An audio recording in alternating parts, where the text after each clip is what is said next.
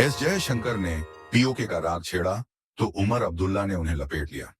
उमर ने पूछा कि आपको पीओके को वापस लेने से किसने रोका है? क्या करगिल युद्ध के समय इसको नहीं लिया जा सकता था? उमर अब्दुल्ला ने विदेश मंत्री एस जयशंकर के उस बयान पर यह तीखी प्रतिक्रिया दी जिसमें उन्होंने पाकिस्तान के कब्जे वाले कश्मीर को अवैध कब्जा बताया। जयशंकर ने लंदन में एक कार्यक्रम के दौरान एक पाकिस्तानी पत्रकार के सवाल के जवाब में कहा था कि कश्मीर मुद्दा तब हल होगा जब चुराया गया हिस्सा भारत को वापस मिलेगा। जम्मू कश्मीर के सीएम उमर ने जयशंकर के बयान का जिक्र जम्मू कश्मीर विधानसभा में किया। उमर अब्दुल्ला ने केंद्र सरकार की नीतियों पर सवाल उठाए। उन्होंने कहा, चलिए, एक हिस्सा पाकिस्तान के पास है, हमने कभी कहा कि मत लाओ, अगर आप इसे वापस ले सकते हैं तो लाइए। उन्होंने करगिल युद्ध का जिक्र करते हुए कहा कि उस समय पीओके को वापस लिया जा सकता था, लेकिन ऐसा नहीं हुआ। अब्दुल्ला ने तंज कसते हुए कहा, उस समय नहीं हो सका, ठीक है, लेकिन अगर आप आज इसे वापस ले सकते हैं तो हम में से कौन कहेगा कि मत लाओ? अब्दुल्ला ने यह भी कहा कि कश्मीर का एक हिस्सा चीन के पास भी है। उन्होंने पूछा, जब आप पीओके वापस लेंगे तो कृपया हम पर एक एहसान करें और चीन के पास जो कश्मीर का हिस्सा है उसे भी वापस ले आएं।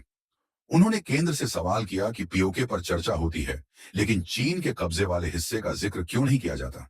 यह बयान भारत चीन सीमा विवाद और अक्साई चिन्ह के संदर्भ में एक महत्वपूर्ण सवाल उठाता है, जिसे अक्सर कश्मीर मुद्दे से अलग रखा जाता है।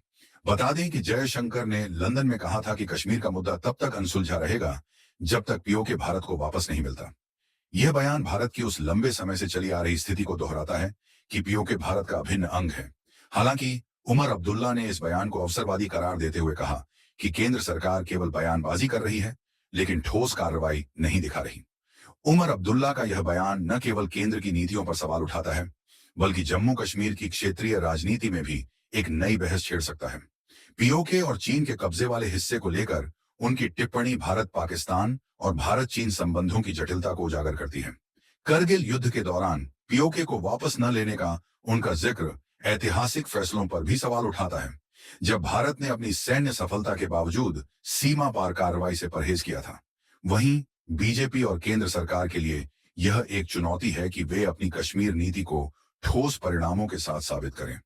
अनुच्छेद 370 हटने के बाद सरकार ने दावा किया था कि इससे क्षेत्र में विकास और शांति आएगी, लेकिन अब्दुल्ला के मुताबिक आतंकवाद और अस्थिरता अभी भी बरकरार है। उमर अब्दुल्ला का यह बयान केंद्र सरकार को कटघरे में खड़ा करता है। पीओके को वापस लेने की बात लंबे समय से भारतीय राजनीति में उठती रही है, लेकिन इसे हासिल करने की राह आसान नहीं है।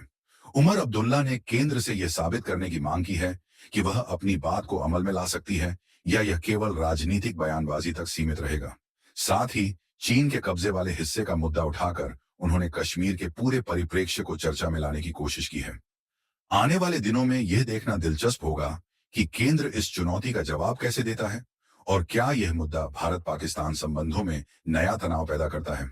उमर अब्दुल्ला ने बीजेपी पर जम्मू कश्मीर की विशेष स्थिति को खत्म करने और राज्य को 2 केंद्र शासित प्रदेशों में विभाजित करने के लिए कड़ा हमला बोला। उन्होंने कहा कि 2019 में अनुच्छेद 773 को हटाने से न तो आतंकवाद खत्म हुआ और न ही भ्रष्टाचार। उन्होंने कहा, आपने क्या हासिल किया? आतंकवाद खत्म नहीं हुआ, भ्रष्टाचार खत्म नहीं हुआ।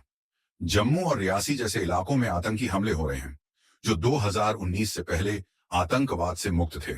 उन्होंने बीजेपी पर अंतिम डोगरा शासक महाराजा हरि सिंह की विरासत को नष्ट करने का आरोप लगाया। उमर ने कहा, आपने उनके राज्य को 2 हिस्सों में बांट दिया और उन कानूनों को खत्म कर दिया जो स्थानीय लोगों को जमीन और रोजगार में संरक्षण देते थे। यह बीजेपी की उपलब्धि है क्या?